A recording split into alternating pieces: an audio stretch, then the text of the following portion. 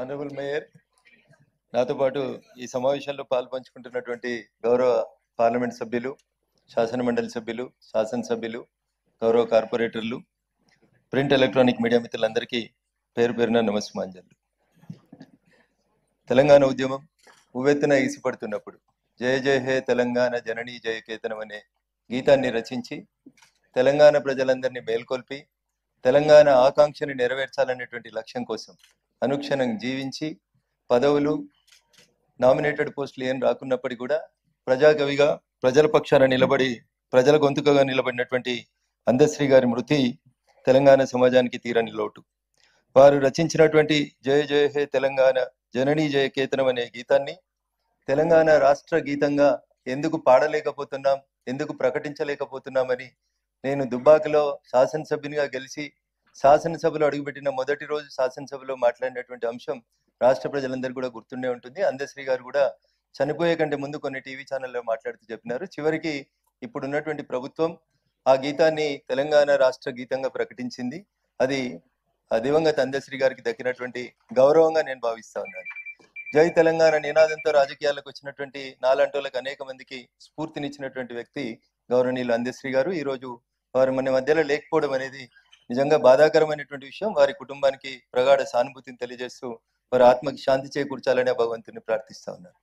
నేను శాసనసభ్యునిగా పనిచేసినటువంటి 3 సంవత్సరాల్లో నాతో పాటు ఉన్నటువంటి శాసనసభ్యునిగా పనిచేసినటువంటి జూబ్లీ శాసనసభ్యులు గౌరవనీయులు మాగంటి గోపీనాథ్ గారు సౌమ్యుడు, జనరల్ ఎవరితో కానీ ఎలాంటి ఇష్యూస్ లో కానీ విభేదించకుండా గొడవపడకుండా తన పనేందో తను చేసుకుంటూ పోతున్నటువంటి మరొక శాసనసభ్యుడు గౌరవనీయులు మాగంటి గోపీనాథ్ గారు మన మధ్య లేకపోవడం అనేది బాధాకరం. వారి ఆత్మకి శాంతి చేకూరాలని సందర్భంగా కోరుకుంటూ, అదేవిధంగా ముజఫర్ హుస్సేన్ గారు కౌన్సిల్ మొదటి సమావేశం తర్వాత మరణించినటువంటి సోదరుడు కార్పొరేటర్ ముజఫర్ హుస్సేన్ గారికి, ఢిల్లీలో బాంబ్ బ్లాస్ట్ లో చనిపోయినటువంటి ప్రజలకి, సౌదీ పోయి బస్సు ప్రమాదంలో మరణించినటువంటి హైదరాబాద్ ప్రజలకి, అదే రకంగా ఇతర మిత్రులందరికీ, దాంతోపాటు చేవెళ్లలో జరిగినటువంటి రోడ్డు ప్రమాదంలో మృతి చెందినటువంటి వాళ్ళకి, చివరిగా జిహెచ్ఎంసీ పనితీరుని నేను మొదటిసారి విమర్శించడం నాకు నచ్చట్లేదు. బట్ నాలాలో పడి కొట్టుకుపోయి ఇప్పటికీ శవం దొరకనటువంటి ఆనంద్ కూడా మన జిహెచ్ఎంసీ ద్వారా సంతాపం తెలియజేస్తే బాగుంటుందని తెలియజేస్తూ ఈ అవకాశం ఇచ్చినటువంటి మేయర్ గారికి, వివిధ పార్టీల పెద్దలందరికీ కూడా నేను మరొకసారి నమస్సుమాంజలు తెలియజేస్తూ దివంగత నాయకులందరి ఆత్మకి శాంతి చేకూరాలని, వారి కుటుంబ సభ్యులకి మనం అందరం కూడా అండగా నిలబడాలని తెలియజేస్తూ సెలవు తీసుకుంటా ఉన్నాను. జై హింద్, జై భారత్.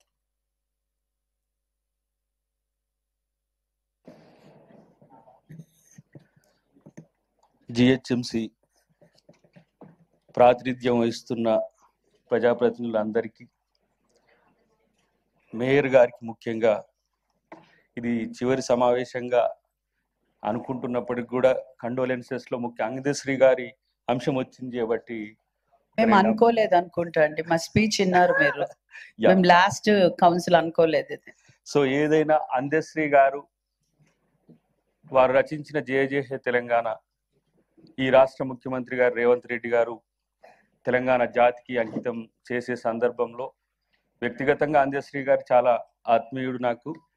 ఆ గీతం యొక్క స్వరకల్పనలో కీరవాణి గారితో కలిసి ఆ రోజు మేము పాలు పంచుకున్న రోజు గుర్తు చేసుకోవాల్సిన సందర్భం ఉంది. ఎందుకంటే ఇప్పుడు తెలంగాణ మొత్తం కూడా ఆ గీతాన్ని ఆలపిస్తున్న పరిస్థితి. రేపు జిహెచ్ఎంసి కౌన్సిల్లో కూడా ఆ గానాన్ని, జయ జయ హే తెలంగాణ గానాన్ని మనం అధికారికంగా చేస్తే మంచిదని నేను మీకు విజ్ఞప్తి చేస్తున్నా.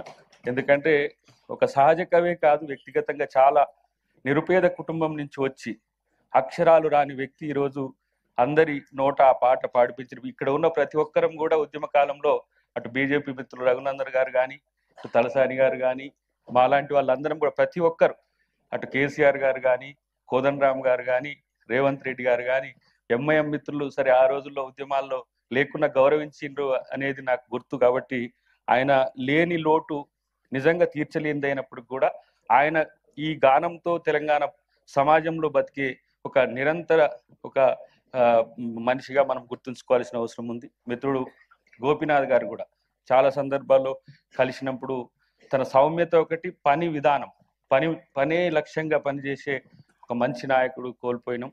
ఏదేమైనప్పటికీ కూడా ఆయన సేవలు జూబ్లీ హిల్స్ కు ఎంతో చిరస్మరణీయంగా ఉంది. దాన్ని కొనసాగించడానికి మా నవీన్ యాదవ్ కూడా పాటుపడాలని కోరుతున్నా.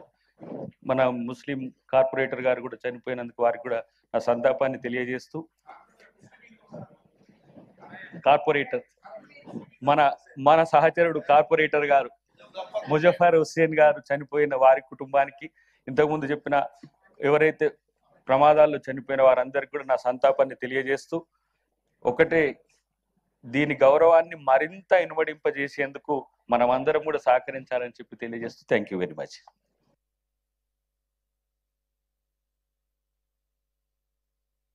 ఐ థింక్ ఇంకా కండోలెన్సెస్ నవీన్ గారు మాట్లాడతారా?